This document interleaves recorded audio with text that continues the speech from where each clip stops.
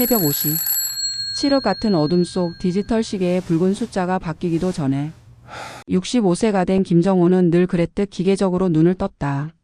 수십 년간 몸에 밴 습관이었다. 옆자리는 싸늘한 냉기로 가득했다. 10년 전 아내가 세상을 떠난 후 최고급 구스다운 이불의 온기마저 빼앗아 가는 듯한 지독한 한기는 그의 또 다른 아침 인사가 되었다. 넓이가 30평은 좋게 넘어 보이는 거실을 지나 그가 식탁에 앉아 가사도우미 박 여사가 소리 없이 아침상을 차렸다. 갓 지은 쌀밥과 정갈한 반찬들, 뜨거운 김이 오르는 북엇국까지. 남들이 보기엔 진수성찬이었지만 정호에게는 그저 하루를 연명하기 위한 연료 주입과 다르지 않았다. 그는 숟가락을 들었지만 입맛이 돌지 않았다.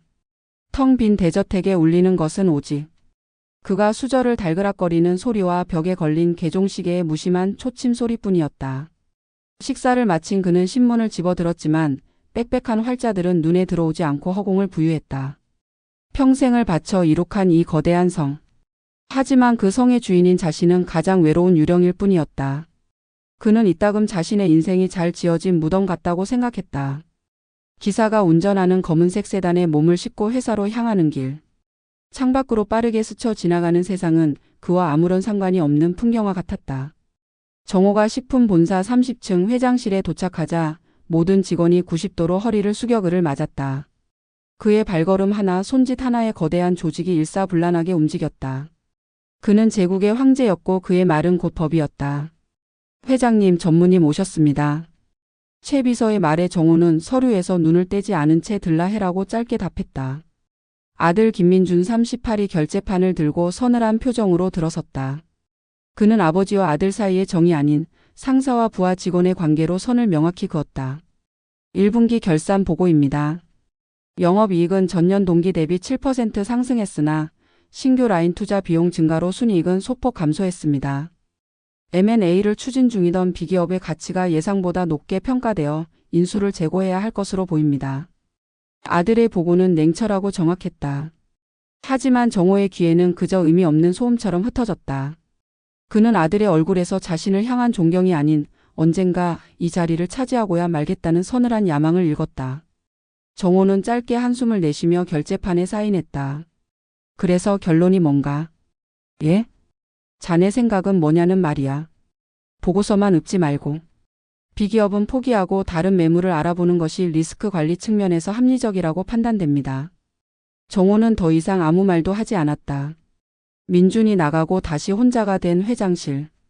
그는 통유리창 너머로 장난감처럼 작게 보이는 서울 시내를 내려다보았다. 저 수많은 불빛 속에서 자신은 과연 무엇을 위해 이 높은 곳까지 기어 올라왔을까? 지독한 허무함이 파도처럼 밀려왔다. 회장님, 오후 일정은 지역 문화센터 후원금 전달식입니다. 간단한 기념 촬영이 있겠습니다. 최 비서의 안내에 그는 마지못해 몸을 일으켰다. 보여주기식 행사는 딱 질색이었지만 기업의 사회적 책임이라는 이름 아래 거절할 수도 없는 일이었다. 번잡한 문화센터 로비 카메라 플래시 세례를 받으며 어색한 미소를 지어 보이던 정호는 잠시 휴식을 틈타 복도를 걷고 있었다. 시끄러운 소음 속에서 그는 무언가에 이끌리듯 걸음을 멈췄다. 어느 강의실에 열린 문틈으로 애절한 가야금 선율이 흘러나오고 있었다. 그리고 그 선율에 맞춰 하얀 한복을 입은 한 여인이 춤을 추고 있었다. 가녀린 몸짓이었지만 손끝 하나 발끝 하나에 깊은 이야기가 담겨 있었다. 기쁨도 슬픔도 아닌 그 모든 것을 초월한 듯한 처연하고도 아름다운 몸짓. 여인은 나비처럼 가볍게 날아오르다가도 바람에 흔들리는 버들가지처럼 애처롭게 휘어졌다. 그녀의 얼굴에는 땀방울과 함께 살아온 세월의 한과 모든 것을 체념한 듯한 단아함이 동시에 맺혀 있었다. 정호는 자신도 모르게 숨을 죽였다. 평생 돈과 성공이라는 숫자하고만 싸워왔던 그의 인생에 단 한 번도 존재하지 않았던 종류의 아름다움이었다. 최 비서가 옆에서 무어라 말을 걸었지만 들리지 않았다. 그의 세상은 순간 정지했고 오직 춤을 추는 여인 이수진 52세만이 존재했다. 메마른 땅에 단비가 스며들듯 텅 비어있던 그의 마음에 작은 파문이 일었다. 그것은 욕망이라 부르기엔 너무나 순수했고 단순한 호기심이라 하기엔 너무나 강렬했다. 평생을 단단한 갑옷처럼 두르고 살아온 65년의 세월. 그 철옹성 같던 김정호의 마음에 마침내 작은 균열이 생겨나고 있었다. 영상을 만드는데 힘을 낼 수 있게 구독, 좋아요 눌러주세요. 바람 한 점 없는 고요한 오후. 고풍스러운 한정식집 별채 정갈하게 가꿔진 작은 정원이 내다보이는 창가에 김정호와 이수진이 마주 앉아 있었다. 문화센터에서 본 그녀의 춤에 매료된 정호가 채비서를 통해 어렵사리 만들어낸 자리였다. 정호는 평생 수많은 사업 파트너와 식사를 했지만 지금처럼 입안이 바싹 마르고 심장이 쿵쾅거린 적은 처음이었다. 그날 춤이 참 인상적이었습니다. 뭐랄까 사람의 마음을 움직이는 힘이 있더군요. 정호는 쑥스러운 듯 찻잔만 만지작거리며 어렵게 말을 꺼냈다. 수지는 엷은 미소를 지으며 고개를 저었다. 과찬이십니다, 회장님. 그저 오래도록 해온 일이라 몸이 기억할 뿐입니다. 그녀의 목소리는 춤처럼 단아하고 차분했다. 화려하게 꾸미지 않았지만 흐트러짐 없는 자세와 우아한 분위기는 값비싼 보석보다 더 그녀를 빛나게 했다. 정호는 죽은 아내가 떠올랐다. 평생 자신을 위해 헌신했지만 늘 그늘에 가려져 있던 아내. 하지만 수지는 달랐다. 그녀에게는 스스로 빛을 내는 단단한 심지가 느껴졌다. 오래 하셨습니까? 그 춤은. 20살부터였으니 제 인생의 절반이 넘었네요. 기쁠 때도 슬플 때도 그저 춤을 췄습니다. 그러면 제 마음이 조금은 보이는 것 같아서요. 수지는 창밖 먼 곳을 바라보며 담담하게 말했다. 그 말 한마디가 정호의 가슴을 깊게 찔렀다. 그는 평생 자신의 마음을 들여다볼 여유조차 없이 달려오지 않았던가. 성공, 돈, 명예. 그 모든 것을 손에 쥐었지만 정작 자신의 마음이 어디로 향하는지는 한 번도 묻지 못했다. 이 여자 앞에서는 겹겹이 쌓아 올린 회장이라는 갑옷이 무의미하게 느껴졌다. 식사를 마치고 함께 고즈넉한 공원을 산책했다. 수십 년 만에 처음으로 느껴보는 설렘이라는 감정에 정호는 마치 소년이 된 것 같았다. 그는 자신의 사업 이야기, 성공 신화를 늘어놓는 대신 어릴 적 가난했던 시절의 추억이나 좋아했던 음식 같은 소소한 이야기를 꺼냈다. 수지는 그의 이야기에 귀를 기울이며 때로는 맑게 웃고 때로는 안타까운 표정을 지었다. 그저 자신의 이야기를 들어주는 사람이 있다는 것만으로도 정호의 얼어붙었던 마음은 봄눈 녹듯 스르르 녹아내렸다. 그는 이 만남이 운명이라고 확신했다. 같은 시각 정호가 본사 전무실. 김민주는 책상 위 서류 봉투를 싸늘한 눈으로 내려다보고 있었다. 봉투 안에는 아버지와 이수진이 한정식집에서 만나고 공원을 산책하는 모습이 찍힌 수십 장의 사진이 들어 있었다. 그의 지시를 받은 흥신소 직원이 찍은 것들이었다. 특이사항은? 민준의 차가운 물음에 맞은편에 서 있던 흥신소 직원이 고개를 숙였다. 이수진 52세.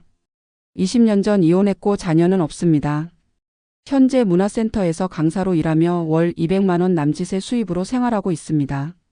주목할 만한 점은 5년 전 지인에게 빌린 사업. 자금 1억 원을 갚지 못해 신용불량자 직전까지 갔던 기록이 있습니다.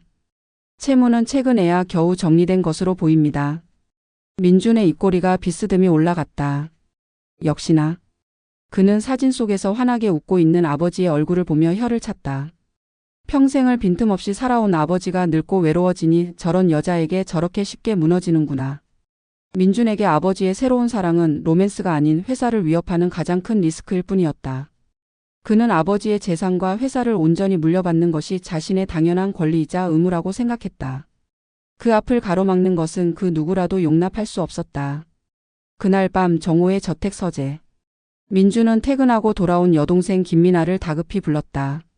미나야, 앉아봐. 할 얘기가 있어. 민주는 사진 몇 장을 테이블 위에 뿌렸다. 아버지와 낯선 여자가 다정하게 걷고 있는 모습에 미나의 눈이 동그래졌다. 이게 뭐야, 오빠? 아버지 옆에 이 여자는 누구야? 이수진이라는 여자야. 문화센터 강사라는데 냄새가 나. 아주 지독한 냄새가. 민주는 이수진의 채무 기록이 담긴 서류를 미나에게 내밀었다. 그는 동생의 순진한 마음의 의심과 불안의 씨앗을 심기 시작했다. 봐. 빚더미에 앉았던 여자야. 그런 여자가 왜 하필 우리 아버지한테 접근했겠어? 타이밍이 너무 절묘하지 않아? 설마. 아버지가 사람 보는 눈이 어떤데? 그럴 리 없어. 미나는 고개를 저었지만 민준이 내민 증거 앞에서 마음이 흔들렸다. 아버지에 대한 애정이 깊었기에 아버지가 상처받는 것은 상상조차 하기 싫었다. 순진한 소리 마. 늙고 외로운 부자 노인 꽃뱀들한테는 최고의 타겟이야. 넌 아버지가 저 여자한테 빠져서 평생 일군 회사까지 통째로 갔다. 바치는 꼴을 보고만 있을 거야? 우리가 아버지를 지켜야 해. 정신 차리시게 만들어야 한다고. 민준의 목소리는 단호했고 그의 논리는 치밀했다. 그는 불안해하는 미나의 어깨를 감싸 쥐었다. 마치 아버지를 위하는 유일한 자식인 것처럼. 미나는 오빠의 설득에 넘어가 차마 아버지를 의심하지는 못했지만 이수진이라는 여자에 대한 강한 경계심을 품게 되었다. 그 시간 정호는 자신의 방에서 수진과의 만남을 떠올리며 흐뭇한 미소를 짓고 있었다.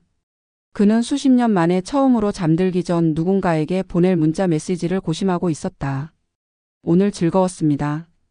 편안한 밤 되시길. 한참을 망설이다 겨우 보낸 메시지에 곧바로 답장이 왔다. 회장님 덕분에 저도 행복한 하루였습니다. 정호는 그 짧은 답장을 몇 번이고 되읽으며 아이처럼 웃었다. 하지만 그는 알지 못했다. 자신을 향해 드리워진 아들의 차가운 시선과 운명이라 믿었던 만남이 거대한 파국의 시작이었음을. 달콤한 꿈에 빠져든 노예한 사자 주위로 그의 왕국을 노리는 하이에나들이 조용히 포위망을 좁혀오고 있었다. 여러분들이 구독과 좋아요는 큰 힘이 됩니다. 봄비가 보슬보슬 내리는 아침. 정호가 본사 대회실에는 긴급 임원회의가 소집되었다. 중역들의 표정에는 당혹감이 가득했다.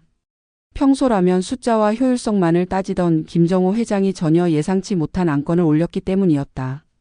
직원 복지 예산을 전년 대비 200% 증액하겠습니다. 사내 어린이집을 확대하고 전 직원 대상 문화생활 지원금을 신설합니다. 그리고 정호는 잠시 멈춰 회의실을 둘러보았다. 신입사원 초봉을 업계 최고 수준으로 인상하겠습니다. 회의실이 술렁였다. 재무 담당 이사가 조심스럽게 손을 들었다. 회장님, 물론 직원 복지는 중요합니다만 현재 추진 중인 해외 공장 증설에 막대한 자금이 필요한 상황입니다. 이런 파격적인 복지 확대는 재무 건전성에. 이사님. 정호가 그의 말을 끊었다. 그러나 평소와 달리 날카롭지 않았다. 오히려 온화한 미소가 얼굴에 번졌다. 우리가 왜 사업을 합니까? 돈을 벌기 위해서입니까? 아니면 사람들을 행복하게 만들기 위해서입니까? 침묵이 흘렀다. 30년 넘게 오직 이익과 성장만을 외치던 회장의 입에서 행복이라는 단어가 나오다니. 민주는 주먹을 꽉 쥐었다. 아버지의 이런 변화가 모두 그 여자 때문임을 그는 너무나 잘 알고 있었다. 회장님, 주주들이 납득하지 못할 것입니다. 민준이 차갑게 말했다. 주주? 정호는 아들을 바라보며 여유롭게 웃었다. 내가 최대 주주인데? 민준 전무, 자네는 숫자만 보지 말고 사람을 봐야 해. 행복한 직원이 만드는 제품에는 영혼이 담기는 법이야. 회의가 끝나고 정호는 곧장 수진을 만나러 갔다. 그녀의 소박한 아파트. 처음 방문했을 때 정호는 적잖이 놀랐다. 25평 남짓한 작은 공간이었지만 구석구석 그녀의 손길이 닿지 않은 곳이 없었다. 창가에는 정성스레 가꾼 화분들이 줄지어 있었고 벽에는 그녀가 직접 그린 수채화가 걸려 있었다. 가난하지만 품격 있는 공간. 그것은 수진이라는 사람을 그대로 보여주는 것 같았다. 오늘도 회사에서 큰 결정을 하고 오셨네요. 수진이 차를 내오며 부드럽게 물었다. 정호는 그녀가 자신의 마음을 어떻게 그리 잘 아는지 놀라워했다. 어떻게 알았소? 얼굴에 다 쓰여 있어요. 뭔가 중요한 일을 하고 오신 날은 눈빛이 달라요. 소년처럼 반짝반짝 빛나죠. 정호는 쑥스럽게 웃었다. 65년 인생에서 자신을 소년이라 부른 사람은 수진이 처음이었다. 그녀 앞에서는 회장도 아버지도 아닌 그저 김정호라는 한 남자가 될 수 있었다. 수진 씨가 해준 말 때문이요. 춤을 추면 자기 마음이 보인다고 했잖소. 나도 그동안 내 마음이 어디 있는지 한 번도 보지 못했다는 걸 깨달았어요. 돈이 전부인 줄 알았는데 아니더군. 수진은 아무 말 없이 그의 주름진 손을 살며시 잡았다. 거칠고 투박한 손이었지만 그녀에게는 세상 어떤 손보다 따뜻하게 느껴졌다. 정호도 그녀의 손을 맞잡았다. 두 사람 사이에 말은 필요 없었다. 창밖으로 내리는 봄비가 세상을 촉촉이 적시는 동안 그들의 마음도 서로를 향해 젖어들고 있었다. 저녁 정호는 수진과 함께 고급 레스토랑에서 식사를 했다. 더 이상 숨길 필요가 없다고 생각했다. 아니, 오히려 온 세상에 알리고 싶었다. 이 여자가 자신의 사랑하는 사람이라고. 레스토랑 직원들은 정호가 회장과 함께 온 우아한 중년 여성에게 깍듯이 예를 갖췄다. 수진 씨, 한 가지 제안하고 싶은 게 있어. 정호가 와인잔을 내려놓으며 진지하게 말했다. 우리 회사에서 직원들을 위한 문화 프로그램을 만들려고 하오. 수진 씨가 총괄해주면 좋겠소. 물론 정식으로 대우하겠소.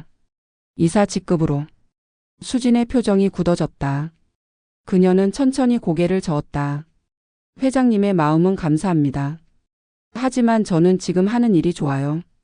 그리고 그녀는 잠시 망설이다 이어 말했다. 사람들이 오해할 거예요. 제가 회장님께 접근한 목적이 따로 있다고. 그런 건 신경 쓰지 마시오. 아니에요. 전 신경 써요. 회장님의 명예에 누가 되고 싶지 않아요. 정호는 그녀의 단호한 거절에 오히려 더 큰 감동을 받았다. 이 여자는 정말 자신의 돈이나 지위를 탐하지 않는구나. 순수하게 자신이라는 사람을 좋아해 주는구나. 그는 더욱 간절한 마음으로 그녀의 손을 잡았다. 그럼 내가 더 떳떳해지면 되겠소. 더 좋은 사람, 더 좋은 기업인이 되어서 수진 씨가 내 옆에 있는 게 자랑스러워지도록. 한편 레스토랑 밖 주차장에 세워진 검은 세단 안. 민주는 아버지와 수진이 다정하게 식사하는 모습을 음울한 눈빛으로 지켜보고 있었다. 옆자리의 비서가 조심스럽게 보고했다. 전무님, 최근 회장님께서 개인 변호사를 만나신 것으로 확인됐습니다. 유 원장 관련 상담을 하신 것 같습니다. 민준의 얼굴이 창백해졌다. 최악의 시나리오가 현실이 되어가고 있었다. 아버지가 정말로 그 여자에게 마음을 빼앗겨 모든 것을 바꾸려 한다면? 평생을 회사를 위해 바친 자신의 노력이 물거품이 된다면? 그는 이를 악물었다. 아버지를 깨우쳐 드려야 해. 그 여자의 정체가 무엇인지 반드시. 창밖으로 보이는 아버지의 행복한 미소가 민준에게는 악몽처럼 느껴졌다.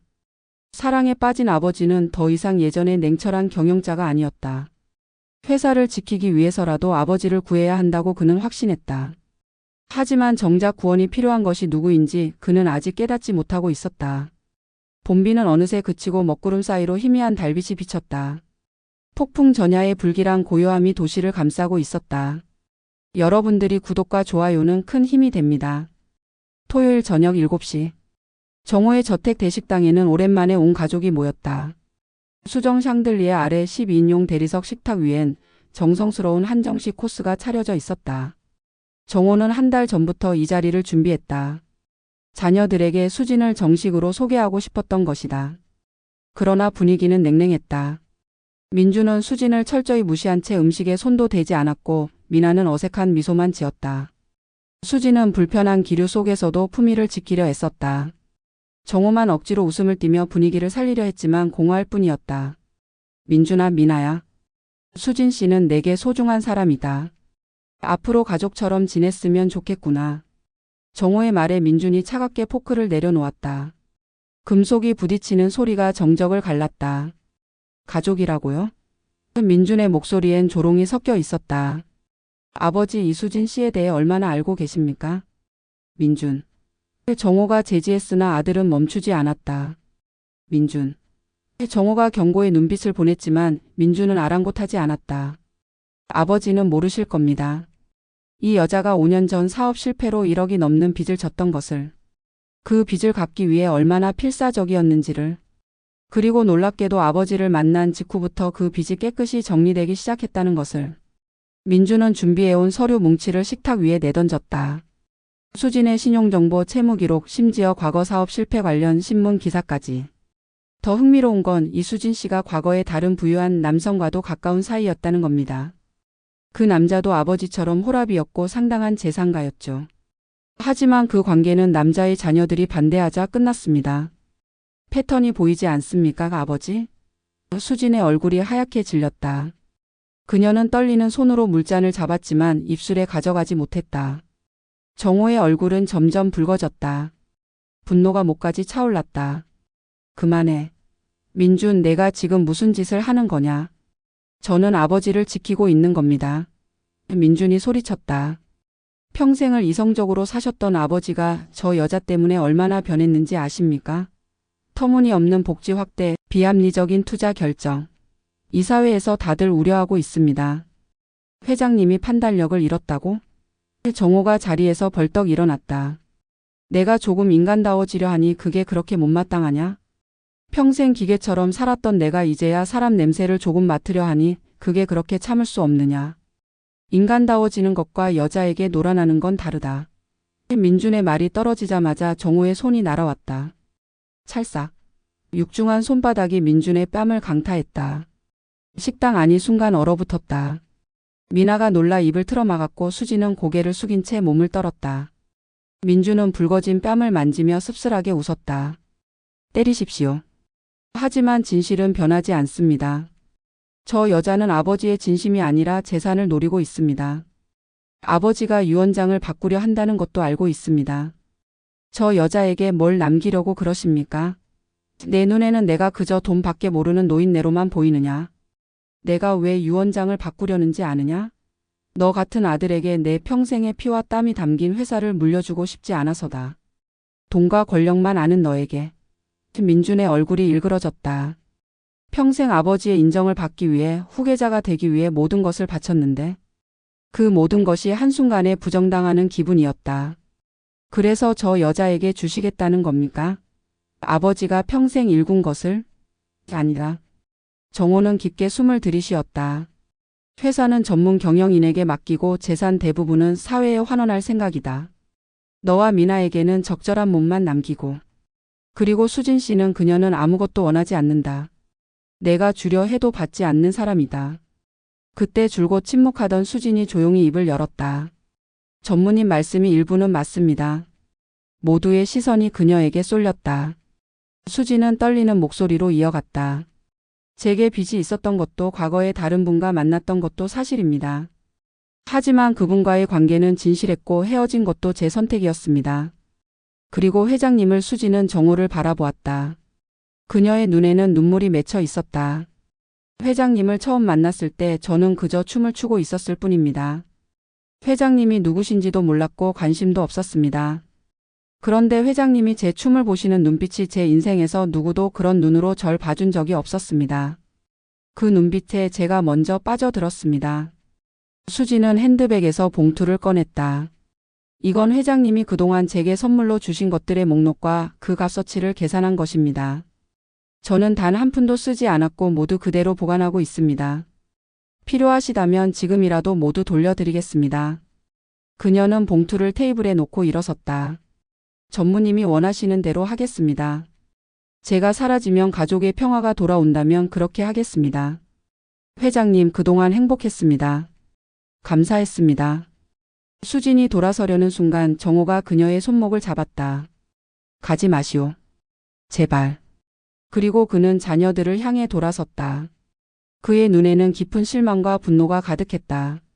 너희들은 나를 지킨다고 하지만 실은 너희 자신의 욕심을 지키는 것뿐이다. 민준아 너는 내 아들이기 이전의 욕망의 노예다. 미나야 너도 오빠의 말에 흔들리는 걸 보니 마찬가지구나. 너희가 그렇게 지키고 싶어하는 재산, 그게 너희를 얼마나 불행하게 만드는지 이제야 확실히 알겠다. 정호는 수진의 손을 꽉 잡은 채 선언했다. 나 이수진 씨와 결혼하겠다. 너희가 뭐라 하든 세상이 뭐라 하든 이 여자와 남은 인생을 함께하겠다. 폭탄 선언이 떨어지자 식당은 다시 한번 충격에 빠졌다. 민주는 주먹을 불끈 쥐고 자리를 박차고 나갔고 미나는 눈물을 흘리며 아버지 제발 다시 생각해보세요 라고 애원했다. 하지만 정호의 결심은 확고했다. 그날 밤 정호의 저택에는 폭풍이 지나간 듯한 정적만이 남았다. 깨진 가족의 유리조각들이 날카롭게 반짝이며 서로를 핥히고 있었다. 사랑과 욕망, 진실과 거짓이 뒤엉켜 그 누구도 상처받지 않을 수 없는 싸움이 시작되었다. 여러분들이 구독과 좋아요는 큰 힘이 됩니다. 찬바람이 불어오는 늦은 오후. 미나는 호텔 카페 한쪽 구석에 조용히 앉아 있었다. 가족 저녁 식사 이후 일주일 그녀는 깊은 고민 끝에 수진을 만나기로 결심했다. 오빠의 과격한 행동에 죄책감을 느꼈고 무엇보다 아버지가 그토록 사랑하는 여자가 정말 어떤 사람인지 직접 확인하고 싶었다. 수진이 카페로 들어왔다. 일주일 사이에 많이 야윈 듯했다. 검은색 단정한 원피스를 입은 그녀는 미나를 보자 잠시 망설이다가 조심스럽게 다가왔다. 만나자고 해주셔서 감사합니다. 수진이 먼저 입을 열었다. 미나는 준비했던 말들이 목구멍에서 맴돌았다. 정작 마주하니 무엇부터 물어야 할지 막막했다. 저 그날 오빠가 너무 심했어요. 대신 사과드려요. 아니에요. 전무님 입장도 이해합니다. 소중한 아버지를 지키고 싶으신 거잖아요. 수진의 담담한 목소리에는 원망이 없었다. 미나는 오히려 그것이 더 불편했다. 차라리 화를 내거나 억울해한다면 대응하기가 쉬웠을 텐데. 정말로 아버지를 사랑하세요? 미나의 직접적인 질문에 수진은 쓸쓸하게 웃었다. 믿기 어려우시겠지만 네. 처음엔 그저 멋진 신사라고만 생각했어요. 그런데 회장님과 시간을 보낼수록 그분의 외로움이 제 가슴을 아프게 했습니다. 누구보다 강해 보이지만 누구보다 여린 분. 그런 회장님이 저 때문에 조금이라도 행복하다면 전 그것만으로도. 수진의 말이 채 끝나기도 전에 미나의 휴대폰이 울렸다. 화장실에 다녀온다는 핑계로 자리를 뜬 미나는 밖으로 나왔다. 전화를 끊고 다시 카페로 들어가려는데 호텔 로비 저편에서 낯익은 뒷모습이 보였다. 오빠 민준이었다. 오빠가 왜 여기에? 순간적인 의구심에 미나는 발걸음을 멈췄다. 민준은 누군가와 통화를 하며 호텔 지하 주차장으로 내려가고 있었다. 미나는 본능적으로 그를 따라갔다. 지하 2층 주차장 구석, 민준은 검은 세단 옆에 서서 누군가를 기다리고 있었다. 곧이어 나타난 것은 뜻밖에도 수진이었다. 미나는 깜짝 놀라 기둥 뒤에 몸을 숨겼다. 분명 카페에서 기다리고 있을 줄 알았는데. 오래 기다렸어? 수진이 민준에게 다가가며 물었다. 미나는 자신의 귀를 의심했다. 수진의 목소리가 완전히 달랐다. 카페에서의 품위 있고 조심스러운 말투가 아닌 뭔가 사무적이고 차가운 톤이었다. 늦었잖아. 미나가 눈치챌 뻔했어. 민준이 짜증스럽게 말했다. 미안. 그런데 언제까지 이 연극을 계속해야 해? 난 이제 지쳤어. 미나는 숨을 죽였다. 연극? 무슨 연극? 그녀는 더 가까이 다가가 두 사람의 대화를 엿들었다. 민준이 서류 봉투를 수진에게 건넸다. 약속한 잔금이야. 다음 주 아버지가 결혼 발표를 공식화하면 나머지도 입금될 거야. 결혼까지는 안 하기로 했잖아. 수진이 불만스럽게 말했다. 계획이 바뀌었어. 아버지가 생각보다 깊이 빠져버렸으니까. 이제 금치산 선고까지 가야 해. 치매나 정신적 문제가 있다는 의료 소견서가 필요해. 당신이 증인이 되어줘야 해. 미나는 충격으로 다리가 풀려 주저앉을 뻔했다. 아버지를 금치산자로 만들려는 계획? 그것도 오빠가 수진과 짜고? 수진이 한숨을 쉬었다. 이건 너무 잔인한 거 아니야? 회장님은 정말 좋은 분이야. 처음엔 돈 때문이었지만. 감상적인 소리 마. 민준이 차갑게 잘랐다. 당신도 빚 갚고 새 인생 살고 싶으면 끝까지 해야 해. 우리 아버지한테 진짜 정이라도 들었어? 그럼 더 잘 됐네. 연기가 더 자연스러워질 테니까. 하지만 회장님이 나한테 결혼하자고 했을 때 난 정말. 그것도 다 계획의 일부였잖아. 내가 당신을 반대할수록 아버지는 더 당신에게 빠져들 거라고 했지. 완벽하게 들어맞았어. 이제 마지막 단계만 남았어. 미나는 더 이상 듣고 있을 수가 없었다. 그녀는 떨리는 다리를 간신히 움직여 주차장을 빠져나왔다. 복도에 기대어 거친 숨을 몰아쉬었다. 믿을 수 없었다. 믿고 싶지 않았다. 오빠가 자신이 그토록 믿고 따랐던 오빠가 이런 끔찍한 계획을 꾸미다니. 그때 민준의 차가운 목소리가 멀리서 들려왔다. 아, 그리고 한 가지 더. 아버지가 당신과의 결혼을 발표하면 이사회에서 경영 능력 심사를 요청할 거야. 내가 미리 이사들을 포섭해뒀어. 10명 중 7명이 내 편이야. 그럼 회장님은? 명예롭게 물러나시거나 아니면 강제로 끌어내려지거나. 어느 쪽이든 회사는 내 것이 될 거야. 30년을 기다렸어. 아버지 밑에서 개처럼 일하면서. 이제 내 차례야. 미나는 벽을 짚고 간신히 걸었다. 머릿속이 하얗게 비어버렸다. 그녀는 차에 올라타자마자 운전대를 붙잡고 흐느꼈다. 오빠의 배신. 수진의 거짓. 그리고 그 모든 것을 모른 채 사랑에 빠진 아버지. 미나는 떨리는 손으로 휴대폰을 꺼냈다. 아버지에게 전화를 걸려다가 멈췄다. 어떻게 말해야 할까? 아버지, 오빠가 그 여자와 짜고 아버지를 함정에 빠뜨렸어요라고? 아버지가 받을 충격을 생각하니 차마 말할 수가 없었다. 그때 다시 수진의 목소리가 떠올랐다. 카페에서 했던 말. 회장님이 저 때문에 조금이라도 행복하다면 그것도 다 연기였을까? 미나는 백미러로 자신의 눈을 보았다. 울어서 부은 눈이었지만 그 안에는 결연함이 깃들어 있었다. 아버지를 지켜야 한다. 하지만 오빠처럼 비열한 방법이 아닌 진실로. 차에서 내린 미나는 다시 호텔로 들어갔다. 카페에는 수진이 아직도 앉아 있었다. 창밖을 멍하니 바라보는 그녀의 얼굴에는 알 수 없는 감정이 서려 있었다. 슬픔인지 죄책감인지 아니면 또 다른 연기인지. 미나는 그녀 앞에 다시 앉았다. 수진 씨 하나만 물어볼게요. 수진이 고개를 들어 미나를 보았다. 만약 정말 만약에요. 누군가 돈을 주고 아버지에게 접근하라고 했다면 수진 씨는 어떻게 하셨을까요? 수진의 눈이 크게 떨렸다. 그녀는 입을 열려다가 다시 다물었다. 그 짧은 침묵이 미나에게는 모든 답이었다. 오빠가 시킨 거죠? 수진의 얼굴이 창백해졌다. 그녀는 부정하지 않았다. 부정할 수 없었다. 미나 앞에서 그녀의 완벽했던 가면이 마침내 금이 가기 시작했다. 밖에서는 어느새 비가 내리기 시작했다. 호텔 창문을 타고 흐르는 빗방울처럼 거짓과 진실이 뒤엉킨 이야기도 서서히 그 실체를 드러내고 있었다. 여러분들이 구독과 좋아요는 큰 힘이 됩니다. 밤 10시. 정호의 저택 서재는 무거운 정적에 잠겨 있었다. 벽 난로에 장작이 타들어가는 소리만이 고요를 깨뜨렸다. 정호는 큼직한 가죽 의자에 앉아 미나가 가져온 녹음 파일을 세 번째 듣고 있었다. 민준과 수진이 주차장에서 나눈 대화. 그 충격적인 내용이 그의 귓가에 또다시 울려 퍼졌다. 미나는 서재 한쪽에서 고개를 숙인 채 서 있었다. 아버지에게 이 사실을 전하기까지 몇 시간을 망설였다. 하지만 더 이상의 거짓을 두고 볼 수는 없었다. 정호가 천천히 고개를 들었다. 그의 얼굴에는 분노도 슬픔도 없었다. 그저 깊은 허무만이 가득했다. 65년 인생에서 가장 큰 배신을 마주한 남자의 얼굴이었다. 최 비서. 문 밖에서 대기하던 최 비서가 들어왔다. 민준 전무와 이수진 씨를 지금 당장 이리로 오게 하게. 네, 회장님. 30분 후 민준이 먼저 서재로 들어왔다. 평소에 당당한 모습이었지만 아버지의 차가운 눈빛에 순간 멈칫했다.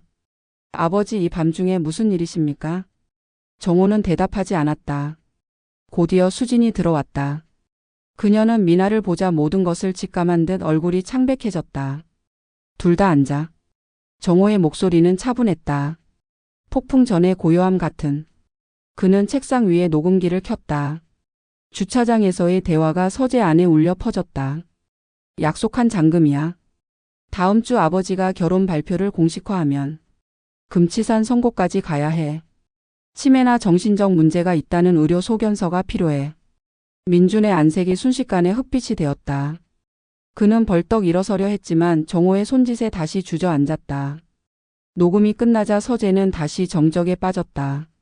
정호는 서서히 일어나 창가로 걸어갔다. 창밖의 어둠을 바라보며 그는 나직이 말했다.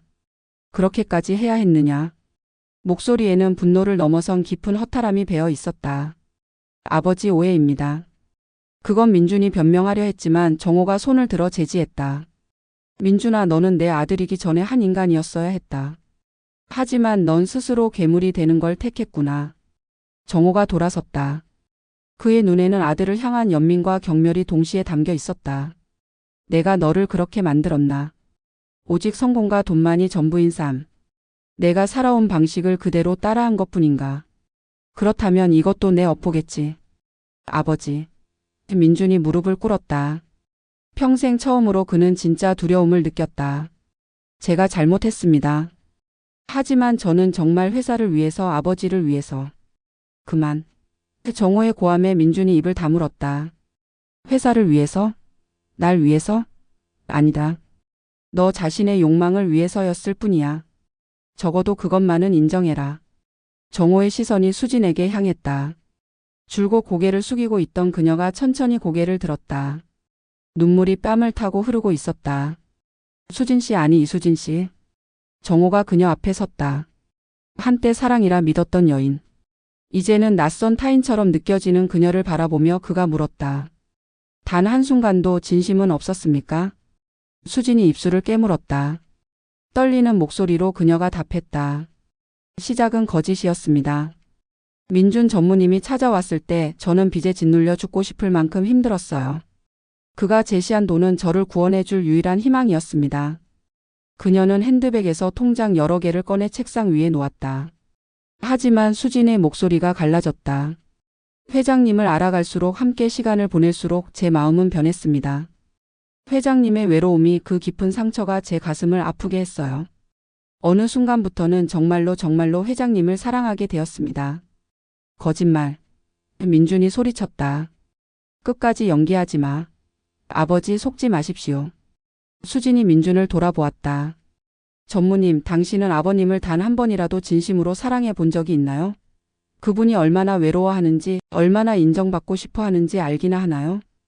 그녀는 다시 정호를 향해 돌아섰다. 회장님, 믿지 않으셔도 됩니다. 하지만 전 오늘 모든 걸 정리하러 왔어요. 민준 전무님께 받은 돈은 한 푼도 쓰지 않았고 전액 여기 있습니다. 그리고 이건. 수지는 또 다른 봉투를 꺼냈다. 안에는 녹음기와 USB가 들어 있었다. 민준 전무님과의 모든 대화를 녹음한 겁니다. 처음부터요. 언젠가 회장님이 진실을 아셔야 한다고 생각했어요. 비록 제가 직접 말할 용기는 없었지만 민준의 얼굴이 경악으로 일그러졌다. 그는 수진에게 달려들려 했지만 정호가 막아섰다. 이제 충분하다. 정호는 깊은 한숨을 내쉬었다. 그는 책상 서랍에서 서류 뭉치를 꺼냈다. 민준아, 이건 내 유언장이다. 아직 공증 전이지만 내 의지는 확고하다. 너에게는 회사 지분 5%와 최소한의 생활비만 남긴다. 회사 경영권은 전문 경영인에게 넘기고 나머지 재산은 사회에 환원한다. 아버지. 민준이 절규했다. 그럴 수 없습니다. 전 평생을 회사를 위해. 회사를 위해? 아니, 너 자신을 위해 살았지. 이제 진짜 너 자신을 위해 살아봐라. 밑바닥부터 시작해서 말이다. 정호는 수진을 보았다. 이수진 씨. 당신의 진심이 무엇이었든 이제는 중요하지 않습니다. 우리가 함께한 시간이 거짓으로 시작됐다는 사실은 변하지 않으니까요. 하지만 그는 잠시 말을 멈췄다. 목소리가 떨렸다. 그 순간들이 제게 행복을 주었던 것도 사실입니다. 당신 덕분에 잠시나마 제가 인간임을 느꼈습니다. 그것에 대해서는 감사합니다. 수진이 흐느꼈다. 회장님, 죄송합니다. 정말 죄송합니다. 가십시오. 그리고 다시는 제 앞에 나타나지 마십시오. 수진은 비틀거리며 서재를 나갔다. 민준도 넋이 나간 채 뒤따라 나갔다. 서재에는 정호와 미나만 남았다. 아버지. 미나가 조심스럽게 다가왔다. 정호는 딸을 보며 쓸쓸하게 웃었다. 미나야, 넌 그나마 용기가 있구나. 진실을 말할 용기가. 그는 의자에 깊이 몸을 묻었다. 한순간에 10년은 늙은 것 같았다. 내가 평생 쌓아 올린 게 무엇일까? 창밖에서는 비가 세차게 내리고 있었다. 빗소리가 서재를 가득 채웠다. 무너진 왕국의 폐허 위에 홀로 남은 왕. 그의 왕관은 이미 먼지 속에 묻혀 있었다. 정호는 벽에 걸린 아내의 사진을 바라보았다. 여보, 당신이 보고 있다면 날 용서해 주겠어? 이렇게 모든 걸 망쳐버린 날. 그의 독백은 빗소리에 묻혀 사라졌다. 욕망의 성은 완전히 무너졌고 그 잔해 속에서 한 남자가 처음으로 자신의 진짜 모습을 마주하고 있었다. 여러분들이 구독과 좋아요는 큰 힘이 됩니다. 한 달이 지났다. 정호의 저택은 마치 시간이 멈춘 듯 했다. 거실의 커튼은 굳게 닫혀 있었고 한낮인데도 실내는 어둠에 잠겨 있었다. 복도를 지나는 가사도우미 박 여사의 발걸음조차 조심스러웠다. 정호는 서재에 틀어박혀 있었다. 책상 위에는 읽지 않은 서류들이 산더미처럼 쌓여 있었고 핸드폰은 꺼진 지 오래였다. 그는 창밖을 멍하니 바라보고 있었다. 정원의 꽃들이 시들어가는 것도 나무들이 마른 잎을 떨어뜨리는 것도 그의 눈에는 들어오지 않았다. 최 비서가 노크를 했다. 회장님, 식사를 가져왔습니다. 대답이 없었다. 최 비서는 조심스럽게 문을 열고 들어갔다. 정호는 어제와 같은 자세로 같은 옷을 입고 앉아 있었다. 회장님, 이렇게 계시면 건강을 해치십니다. 병원이라도. 최 비서. 정호의 목소리는 쉬어 있었다. 내가 평생 무엇을 위해 살았나? 갑작스러운 질문에 최 비서는 당황했다. 회장님께서는 훌륭한 기업을 일구셨고 많은 일자리를 창출하셨습니다. 사회에 기여하신 그뿐인가? 정호가 쓸쓸하게 웃었다. 그게 내 인생의 전부인가? 최 비서는 더 이상 무어라 답할 수 없었다. 20년을 모셨지만 이렇게 무너진 회장을 보는 것은 처음이었다. 한편 정호가 본사는 혼란에 빠져 있었다. 회장이 한 달째 출근하지 않자 이사진들 사이에서는 불안한 목소리가 커지고 있었다. 대회의실에 모인 이사들은 수근거렸다. 회장님이 정말 건강에 문제가 있는 건 아닐까요? 최근 이상한 결정들을 내리셨던 것도 혹시 전무님은 뭐라고 하시던가요? 그때 민준이 회의실로 들어왔다. 한 달 사이 그도 많이 변했다. 눈 밑에는 다크서클이 짙게 드리워져 있었고 한때 날카롭던 눈빛은 불안정하게 흔들렸다. 전무님, 회장님은 언제 복귀하십니까? 민준은 대답하지 못했다. 아버지가 자신을 완전히 차단했다는 것을, 회사에서의 자신의 입지가 얼마나 위태로운지를 그는 너무나 잘 알고 있었다. 제가 임시로 회장 직무를 대행하겠습니다. 전무님이요? 한 이사가 비웃듯 말했다. 회장님의 정식 위임장이 있습니까? 민준이 입을 다물었다. 그를 지지하던 이사들조차 이제는 등을 돌리고 있었다. 권력의 무상함이었다. 아버지의 그늘이 사라지자 그도 그저 아무것도 아닌 존재가 되어버렸다. 전무님의 최근 행적에 대해 소문이 많습니다. 다른 이사가 차갑게 말했다. 회장님의 개인사에 개입했다는 이야기도 있고 회사 자금을 부적절하게 사용했다는 의혹도 있습니다. 감사를 요청해야 할 것 같습니다. 민준의 얼굴이 창백해졌다. 그가 쌓아 올린 모든 것이 무너지고 있었다. 아버지를 함정에 빠뜨리려 했던 그가 이제 자신이 판 함정에 빠진 것이다. 같은 시각 수진의 작은 아파트. 그녀는 짐을 정리하고 있었다. 문화센터 강사직도 그만뒀고 서울을 떠날 준비를 하고 있었다. 탁자 위에는 정호와 함께 찍은 사진이 엎어져 있었다. 초인종이 울렸다. 문을 열자 뜻밖에도 미나가 서 있었다. 들어가도 될까요? 수진은 망설이다가 고개를 끄덕였다. 미나는 정리 중인 짐들을 보며 말했다. 떠나시는군요. 네, 더 있을 이유가 없으니까요. 미나는 핸드백에서 봉투를 꺼냈다. 아버지가 보낸 건 아니에요. 제 개인적인 마음입니다. 새 출발하시는데 도움이 됐으면 해서. 수진은 고개를 저었다. 감사하지만 받을 수 없어요. 전 이미 충분히 많은 것을 빼앗았어요. 빼앗은 게 아니에요. 미나가 진지하게 말했다. 오히려 주신 거예요. 아버지가 잠시나마 행복하셨잖아요. 수진의 눈에 눈물이 맺혔다. 회장님은 어떠신가요? 미나가 한숨을 쉬었다. 안 좋아요. 아무도 만나지 않고 혼자 계세요. 마치 스스로를 감옥에 가둔 것처럼. 수진이 입술을 깨물었다. 그녀는 무언가를 결심한 듯 서랍에서 편지 한 통을 꺼냈다. 이걸 회장님께 전해 주실 수 있나요? 제가 진짜 하고 싶었던 말들이에요.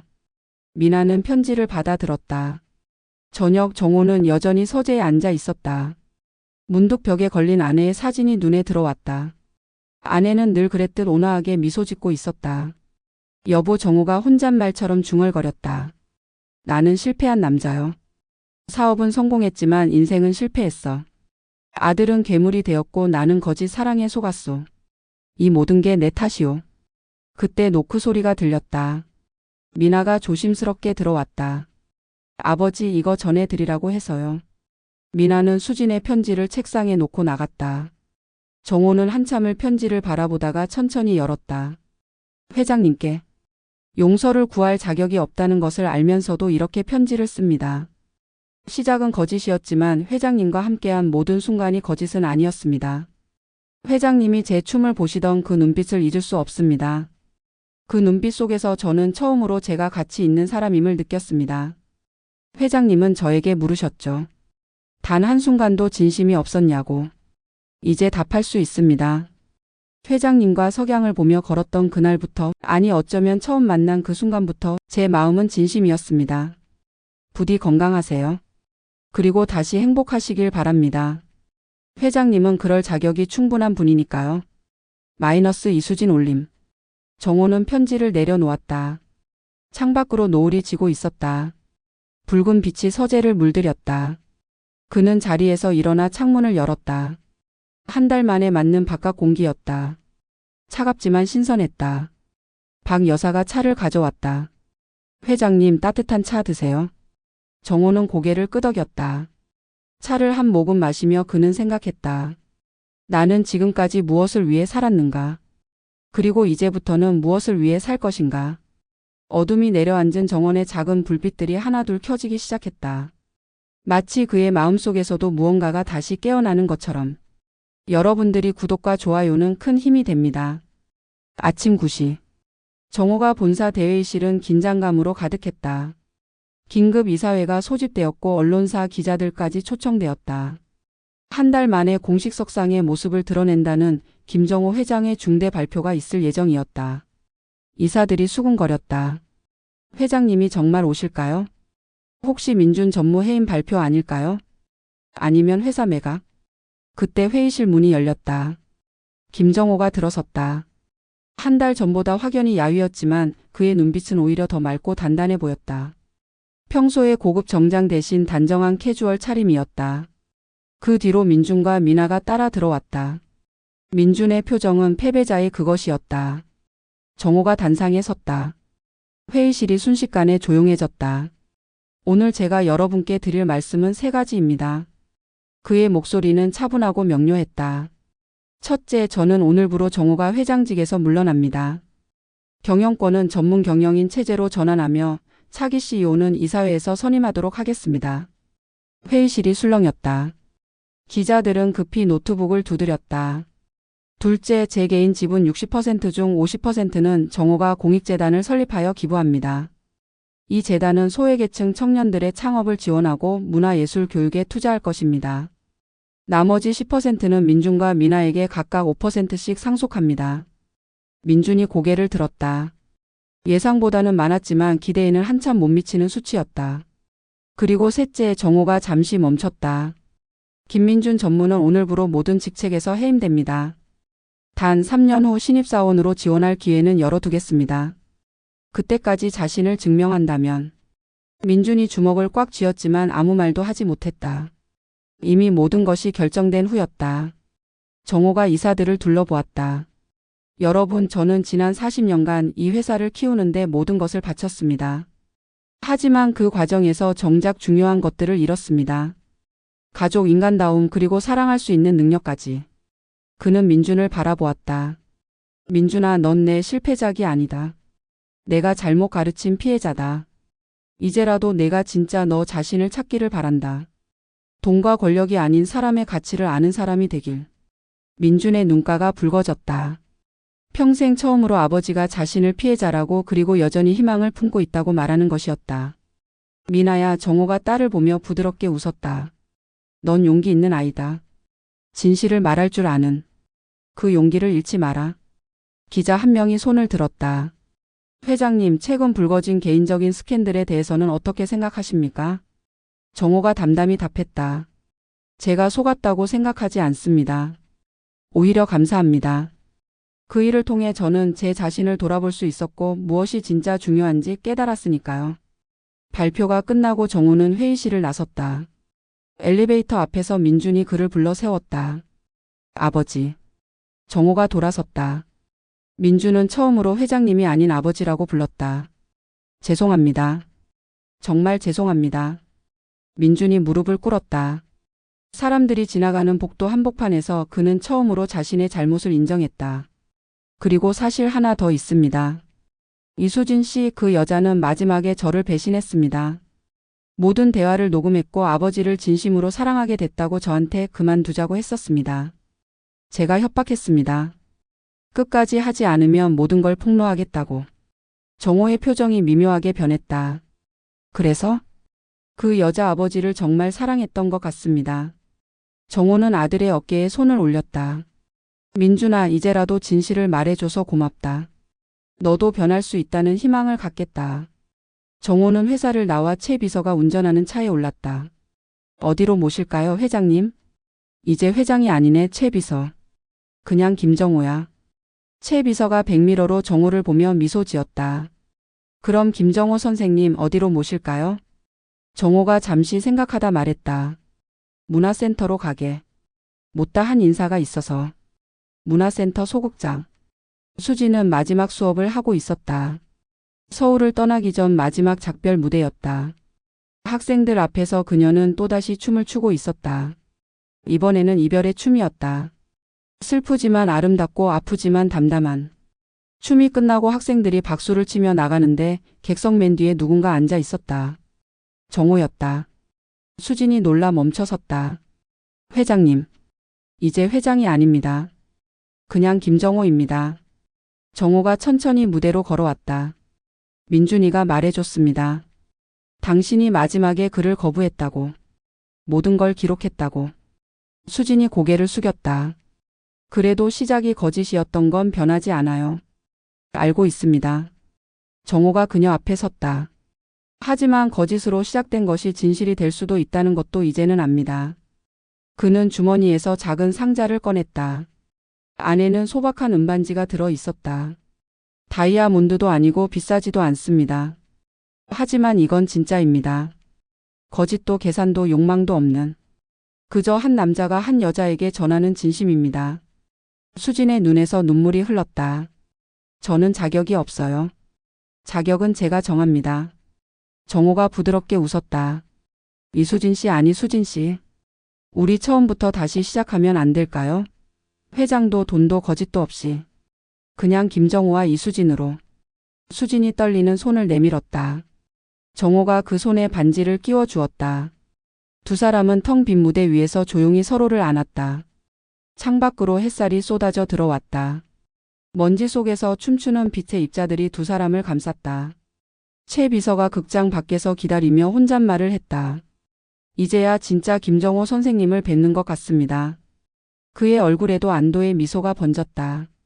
여러분들이 구독과 좋아요는 큰 힘이 됩니다. 여러분들이 구독과 좋아요는 큰 힘이 됩니다. 봄볕이 따사로운 4월의 어느 날. 경기도 양평의 한적한 마을에 자리 잡은 아담한 한옥집.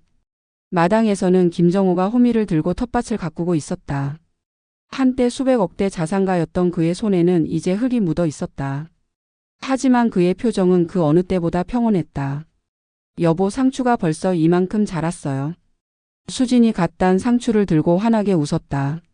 그녀는 수수한 생활한복을 입고 있었지만 그 어떤 명품 드레스보다 아름다워 보였다. 두 사람은 6개월 전 조용히 결혼식을 올렸다. 화려한 호텔 대신 이 한옥집 마당에서 소수의 지인들만 초대한 소박한 예식이었다. 오늘 점심은 상추쌈이로군. 정호가 흐뭇하게 웃었다. 맞아요. 된장도 직접 담근 거 써볼까요? 항아리에서 잘 익었을 거예요. 두 사람이 마당 한쪽의 장독대로 가는데 대문 밖에서 자동차 소리가 들렸다. 잠시 후 미나가 들어왔다. 손에는 정성스럽게 만든 반찬통들이 들려 있었다. 아버지. 수진 어머니. 수진이 놀랐다. 미나가 자신을 어머니라고 부른 것은 처음이었다. 미나야 어서 와. 정호가 따뜻하게 딸을 맞았다.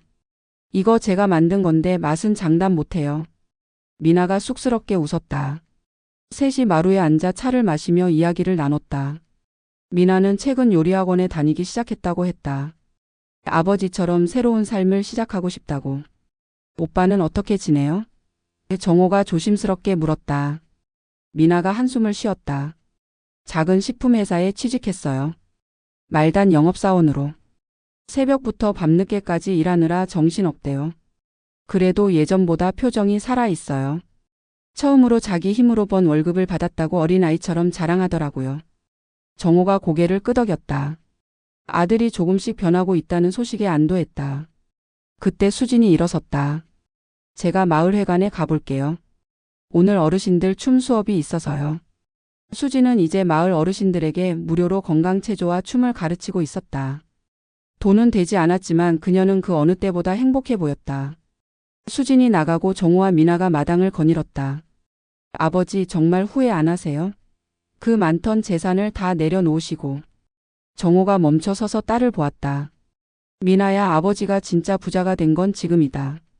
사랑하는 사람과 함께하고 딸이 이렇게 찾아와주고 흙을 만지며 생명을 키우는 이 순간이 내 인생 최고의 불안다. 한편 서울의 정호가 본사. 이제는 전문 CEO가 경영하는 회사는 오히려 더 안정적으로 성장하고 있었다. 직원들의 표정도 밝아졌다. 과도한 경쟁보다는 협력을, 실적보다는 사람을 중시하는 문화가 자리 잡아가고 있었다. 휴게실에서 직원들이 수군거렸다. 전 회장님이 요즘 양평에서 농사 짓는데. 대단하시다. 그 나이에 완전히 새로운 삶을 시작하시다니. 오히려 더 멋있는 것 같아. 진짜 성공한 인생 아닐까? 그 시각 어느 작은 식품회사 사무실. 민준이 거래처 사장 앞에서 고개를 숙이고 있었다. 사장님, 한 번만 더 기회를 주십시오. 우리 제품 품질은 확실히 보장합니다. 김대리, 자네 열정은 알겠는데 실적이 없잖아. 거절당한 민준이 터벅터벅 사무실을 나왔다. 한때는 손짓 하나로 수십억이 오가던 그였다. 하지만 이제는 작은 거래 하나도 따내기 힘든 말단 직원일 뿐이었다. 그러나 그의 눈빛에는 예전에 없던 무언가가 있었다. 겸손함, 그리고 진정성. 그는 주차장에서 낡은 경차에 올라타며 혼잣말을 했다. 아버지, 오늘도 실패했습니다. 하지만 포기하지 않을게요. 언젠가는 정말 아버지의 아들이라 불릴 수 있는 사람이 되어서 찾아뵐게요. 다시 양평의 한옥집. 해질녘 정호와 수진이 마당에 놓인 평상에 나란히 앉아 있었다. 수진이 정호의 어깨에 기대며 말했다.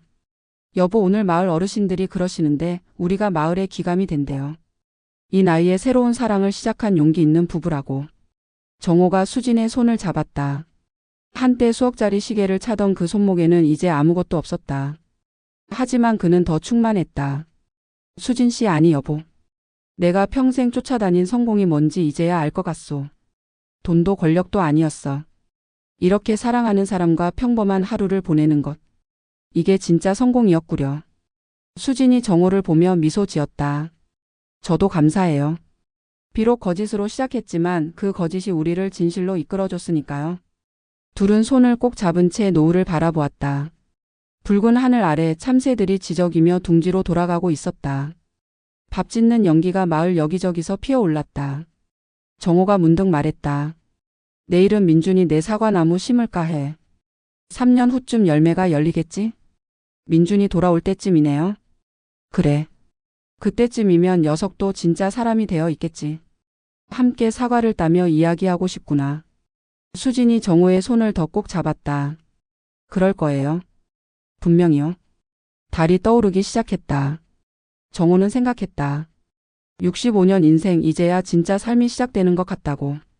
욕망의 감옥에서 벗어나 사랑의 품에 안긴 지금이 그의 인생에서 가장 젊은 순간이라고.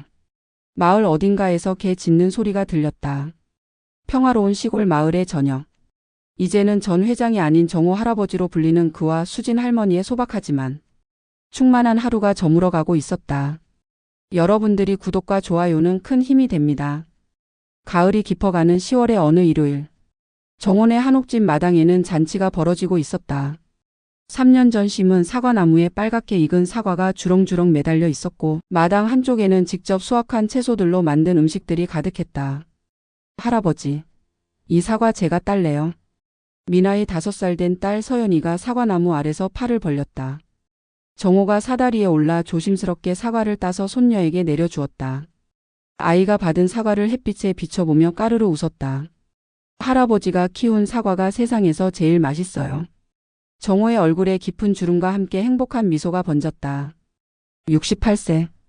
더 늙었지만 그의 눈빛은 아이처럼 맑았다. 그때 대문이 열리며 누군가 들어왔다. 민준이었다. 3년 만의 귀향이었다.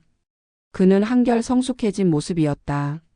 번듯한 정장 대신 편안한 차림이었고 한때의 날카로운 눈빛은 온화하게 변해 있었다. 아버지. 민준이 깊게 인사했다. 정호가 사다리에서 내려와 아들을 마주했다. 잠시 침묵이 흘렀다. 그 침묵 속에는 3년의 시간, 반성과 용서 그리고 화해의 마음이 담겨 있었다. 잘 왔다 아들아. 정호가 먼저 민준을 안았다. 민준의 눈가가 붉어졌다. 아버지, 저 이제 대리가 아니라 과장 됐어요. 제 실력으로요. 그리고 다음 달에 결혼해요. 같은 회사 동료인데 저같이 밑바닥부터 시작한 사람이에요. 정호가 아들의 어깨를 두드렸다. 그래, 잘했다. 정말 잘했다. 수진이 부엌에서 나와 민준을 따뜻하게 맞았다. 어서 와요, 민준 씨. 배고프죠? 금방 상 차릴게요. 민준이 수진에게도 정중히 인사했다. 어머니, 그동안 아버지 잘 모셔주셔서 감사합니다. 처음으로 민준이 수진을 어머니라고 불렀다. 수진의 눈에 눈물이 맺혔다. 그녀는 아무 말 없이 민준의 손을 잡아주었다. 온 가족이 마당에 둘러앉아 저녁을 먹었다. 미나의 남편도 어린 서연이도 함께였다. 한때 파편처럼 흩어졌던 가족이 다시 하나가 되어 있었다. 아버지 민준이 술잔을 들며 말했다. 3년 전 아버지가 저를 내치신 게 이제야 이해돼요. 그때 제가 가진 걸 다 잃고 나서야 진짜 중요한 게 뭔지 알게 됐어요. 그게 뭐더냐? 정호가 물었다. 사람이요. 함께 일하는 동료들, 힘들 때 곁에 있어주는 친구들, 그리고 가족. 돈으로 살 수 없는 것들이 진짜 재산이더라고요. 미나가 오빠의 변화에 놀라며 웃었다. 오빠가 이런 말을 하다니 정말 사람 맞아? 모두가 웃었다. 서연이도 따라 웃었다. 그 웃음소리가 가을 저녁 하늘에 맑게 울려 퍼졌다. 해가 기울기 시작했다. 정호가 수진에게 말했다. 여보, 강가에 산책할까? 두 사람은 집에서 10분 거리의 북한강 변으로 나왔다. 황금빛 억새가 바람에 일렁이고 있었다. 강물은 석양을 머금어 붉게 물들어 있었다. 낡은 벤치에 나란히 앉은 두 사람. 정호가 먼저 입을 열었다. 수진 씨, 우리 참 먼 길을 돌아왔어. 그러게요. 거짓으로 시작해서 진실에 도착하기까지. 후회하지 않소? 수진이 고개를 저었다. 오히려 감사해요. 그 모든 아픔과 거짓이 없었다면 지금의 이 평화도 없었을 테니까요. 정호가 주머니에서 뭔가를 꺼냈다. 오래된 사진 한 장이었다. 처음 만났을 때 문화센터에서 찍은 사진. 수진이 춤을 추고 있고 정호가 넛을 잃고 바라보고 있는. 이걸 아직도 갖고 계셨어요? 내 인생의 전환점이었으니까. 이날 당신을 만나지 않았다면 난 아마 돈과 권력의 노예로 쓸쓸하게 죽었을 거요. 수진이 정호의 팔짱을 꼈다. 저도 마찬가지예요. 회장님, 아니 여보 덕분에 제 인생도 춤을 출 수 있게 됐어요. 멀리서 기러기 떼가 날아가고 있었다. 겨울을 준비하는 자연의 섭리. 정호가 문득 말했다. 내 인생의 가장 큰 욕망은 성공인 줄 알았는데 그저 당신과 함께 이 노을을 보는 것이었구려. 수진이 그의 어깨에 조용히 기댔다. 저도요. 제 인생의 가장 아름다운 춤은 무대 위가 아니라 당신과 함께 걷는 이 길이었어요. 두 사람은 말없이 노을을 바라보았다. 세상의 모든 욕망과 거짓을 넘어선 자리에 오직 순수한 사랑만이 남아 있었다. 바람이 불었다. 억새가 춤을 추듯 흔들렸다. 정호가 갑자기 일어서며 수진에게 손을 내밀었다. 춤번 춰 주실래요? 여기서요? 사람들이 보면. 이 나이에 무엇이 부끄럽겠소. 자, 마지막 춤을. 수진이 웃으며 일어섰다. 음악도 없는 강변에서 두 사람은 천천히 춤을 추기 시작했다. 서툴고 어색했지만 그 어떤 춤보다 아름다웠다. 지나가던 마을 주민 한 명이 그들을 보고 미소 지으며 말했다. 정호 할배랑 수진 할매 참 보기 좋네. 저 나이에도 저렇게 사랑할 수 있다니. 해가 완전히 기울었다. 하늘은 보라색에서 남색으로 그리고 서서히 어둠으로 변해갔다. 별들이 하나둘 모습을 드러냈다. 정호와 수진은 손을 잡고 천천히 집으로 돌아갔다. 그들의 뒷모습이 점점 작아져 갔다. 마을 어귀에서 민준과 미나 그리고 작은 서연이가 그들을 기다리고 있었다. 할아버지, 할머니, 빨리 와요. 엄마가 호박죽 끓였어요. 정호가 손녀를 안아들었다. 수진이 미나와 팔짱을 꼈다. 민준이 뒤에서 따라오며 흐뭇하게 바라보았다. 가을밤 작은 한옥집 굴뚝에서 연기가 피어올랐다. 창문으로 따뜻한 불빛이 새어나왔다. 웃음소리와 이야기 소리가 밤하늘에 퍼졌다. 욕망의 폭풍이 휩쓸고 간 자리. 거짓과 배신이 남긴 상처들. 그 모든 것을 넘어선 곳에서 한 남자가 찾은 진정한 사랑과 삶의 의미. 별이 빛나는 하늘 아래 작지만 충만한 행복이 있는 집. 그곳에서 김정호와 이수진의 이야기는 계속되고 있었다. 그들이 증명한 것은 단순했다. 사랑은 나이를 초월하고 진실은 거짓을 이기며 용서는 증오를 녹인다는 것. 그리고 무엇보다 인생의 진정한 성공은 얼마나 많이 가졌느냐가 아니라 얼마나 많이 사랑했느냐로 결정된다는 것을. 카메라는 서서히 멀어진다. 평화로운 마을의 전경이 보인다. 그리고 마침내 별이 가득한 밤하늘이 화면을 가득 채운다. 여러분들이 구독과 좋아요는 큰 힘이 됩니다.